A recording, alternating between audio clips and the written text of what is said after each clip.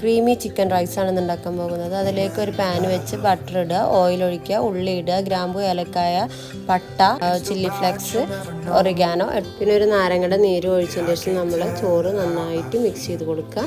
ഇതിന് ശേഷം നമ്മൾ ക്രീമി ചിക്കൻ ഉണ്ടാക്കാൻ വേണ്ടിയിട്ട് ഒരു പാൻ വെക്കുക, അതിൽ ഓയിൽ ഒഴിക്കുക, എന്നിട്ട് ഉള്ളി ഇട്ട് കൊടുക്കുക. എന്നിട്ട് ഉള്ളി നല്ലോണം ഒന്ന് വഴണ്ടി വന്നതിന് ശേഷം നമ്മൾ മാഗ്നേറ്റ് ചെയ്ത് വെച്ചിട്ടുള്ള ചിക്കൻ ഇടുക. അതിൽ വെറും മുളക് പൊടി, ഉപ്പ്, ഇഞ്ചി വെളുത്തുള്ളി പേസ്റ്റ് ഇത് മാത്രം ഇട്ട് മാഗ്നേറ്റ് ചെയ്തതാണ്.